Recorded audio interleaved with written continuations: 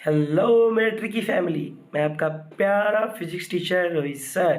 तो बच्चों, आज मैं नया chapter moving charge and magnetism का ऑब्जेक्टिव सीरीज लेके आया हूं बच्चों। बहुत ही वीवीआई ऑब्जेक्टिव है बच्चों। बिहार बोर्ड के प्रीवियस ईयर में पूछे हुए क्वेश्चन सब है बच्चों। आप लोग इसको अच्छे से तैयार कर लीजिए बच्चों, ठीक है ना। और सबसे बड़ी बात यह है कि जिन बच्चे ने अभी तक मेरा लेक्चर नहीं देखा है बच्चों, जा करके मेरे चैनल के प्लेलिस्ट में विजिट करें आप लोग, ठीक है ना बच्चों। मैं ऑब्जेक्टिव और सब्जेक्टिव क्वेश्चंस के सारे डिटेल वीडियो मैं डाल रहा हूं बच्चों, जिसमें मैं ऑब्जेक्टिव तो बता ही रहा हूं, उसके साथ साथ उसके एक्सप्लेनेशन भी दे रहा हूं बच्चों मैं। ठीक है बच्चों, चलिए मैं स्टार्ट करते हैं आज का अपना नया चैप्टर। तो हमारा चैप्टर है मैग्नेटिज्म मूविंग चार्ज। चलिए तो हम आ गए हैं। हम आप पहला क्वेश्चन देखते हैं जो कि बिहार बोर्ड 2022 में पूछा गया और 20 में भी कह रहा है which of the following is correct for Lorentz force. Lorentz force के लिए क्या चीज करेक्ट है? तो बच्चों मैं बता दूं आप लोगों को कि जो लॉरेंज फोर्स होता है बच्चों, जो लॉरेंज फोर्स होता है सर क्या होता है? वो होता है इलेक्ट्रोस्टैटिक फोर्स प्लस में मैग्नेटिक फोर्स के समेशन के बराबर होता है। अच्छा सर, तो बच्चों जो इलेक्ट्रोस्टैटिक फोर्स होगा आपका वो होगा चार्ज इनटू इलेक्ट्रिक फील्ड। ओहो। और जो आपका मैग्नेटिक फोर्स होगा बच्चों, जो मैग्नेटिक फोर्स होगा वो charge into B vector cross B vector, ये आपका होगा मैग्नेटिक फोर्स। दोनों को जोड़ दीजिए, जोड़ दीजिएगा ना बच्चों, तो लॉरेंज फोर्स बराबर आएगा क्यू, तो दोनों में है तो क्यू को कॉमन ले लेते हैं हम लोग, E plus B vector cross B vector. तो ये होता है हमारा बच्चों लॉरेंज फोर्स। क्या होता है बच्चों? Lorentz force.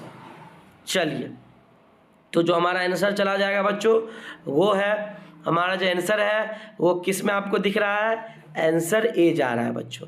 हमारा आंसर जा रहा है ए। हमारा ए क्या है बच्चों? सही है। कह रहा है our charge Q moves in a region where electric field E and magnetic field B both exist, then force on it। वही लॉरेंज फोर्स जहां पे इलेक्ट्रिक फील्ड और मैग्नेटिक फील्ड दोनों एग्जिस्ट करता है बच्चों, तो उसको हम क्या बोलते हैं? लॉरेंज फोर्स बोलते हैं। तो सिंपल सी बात है, आंसर हमारा चला जाएगा Q E B vector cross B vector. समझ में आ गया ना बच्चों, जो कि बिहार बोर्ड 2018 में रिपीट कर दिया। चलिए next question, electromagnetic moment of current carrying coil.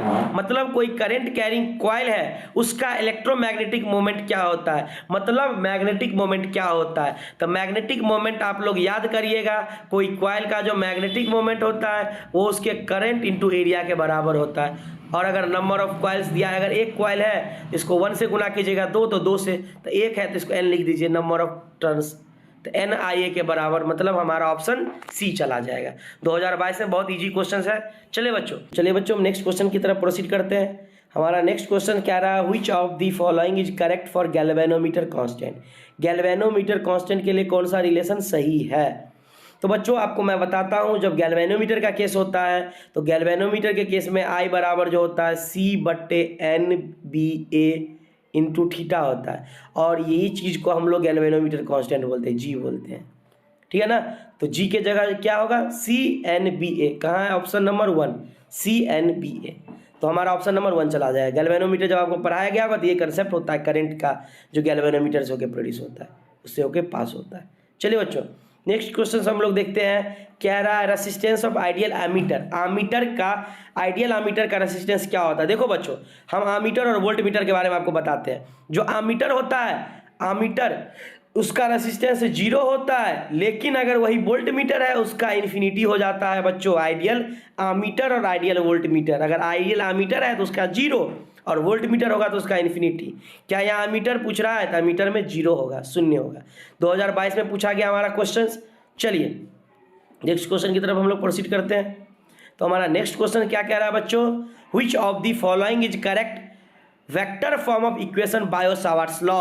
तो सबसे पहले हम आपको बायो-सावर्ट्स लॉ समझाते हैं। देखिए बायो-सावर्ट्स लॉ ने क्या कहा था कि एक वायर ले लिया था, इससे होकर करंट प्रोड्यूस आई हो रहा था, तो इसके x डिस्टेंस पे कितना मैग्नेटिक फील्ड प्रोड्यूस होता है उसके बारे में ये बताया था कि कितना होता है प्रोड्यूस। तो वो कितना होता है प्रोड्यूस? इतना प्रोड्यूस होता है स्मॉल एलिमेंट के चलते, वायर का एक स्मॉल एलिमेंट के चलते जो मैग्नेटिक फील्ड प्रोड्यूस होता है वो होता है mu naught by 4 pi IDL sin theta by R square. कितना प्रोड्यूस होता है? ये स्केलर फॉर्म है।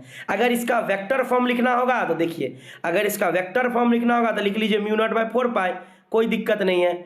I D L sine theta by R square तो लिख लीजिए, इंटू गुना कर दीजिए आर कैप से, अगर वेक्टर फॉर्म लिखना होगा तो।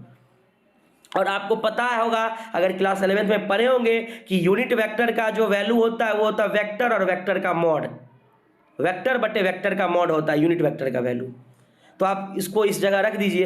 तो अगर हम इसको इस जगह पुट करते हैं तो देखिए क्या होता है। इसको मैं इरेज करता हूँ, जगह मुझे नहीं है, देखते हैं पीछे जगह नहीं है। तो देखिए इसको मैं अभी इरेज कर लेता हूँ और पुट करता हूँ। तो अगर हम यहाँ पे रखेंगे तो क्या हो जाएगा, mu naught by 4 pi I D L sine theta R vector by R square into R. तो D L sine theta R vector को हम लोग लिख सकते हैं D L vector cross R vector, और नीचे आर स्क्वायर था आर क्यूब हो जाएगा। तो ये देखिए किस ऑप्शन में है, D L cross R vector, D L cross R vector. तो म्यू नॉट आई D L sine theta R square, नहीं ये नहीं होगा, आर स्क्वायर नहीं होगा, आर क्यूब।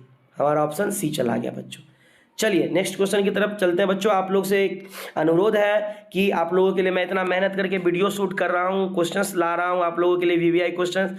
आप लोग का ये फर्ज बनता है कि वीडियो को ज़्यादा से ज़्यादा शेयर करें बच्चों, ताकि और भी बच्चों तक पहुँच सके और मेरे वीडियो बनाने का जो है मकसद वो पूरा हो सके बच्चों। आप लोग इसे पूरा कीजिएगा। चलिए नेक्स्ट क्वेश्चन की तरफ हम लोग बढ़ते हैं बच्चों। नेक्स्ट क्वेश्चन कह रहा है expression of force on a charge Q moving with velocity v in a magnetic field. तो फोर्स का एक्सप्रेशन बताना है, अगर वो मैग्नेटिक फील्ड में है। आपको बता दिए हैं फोर्स का एक्सप्रेशन अगर मैग्नेटिक फील्ड में होता है तो क्यू v क्रॉस b ये होता है।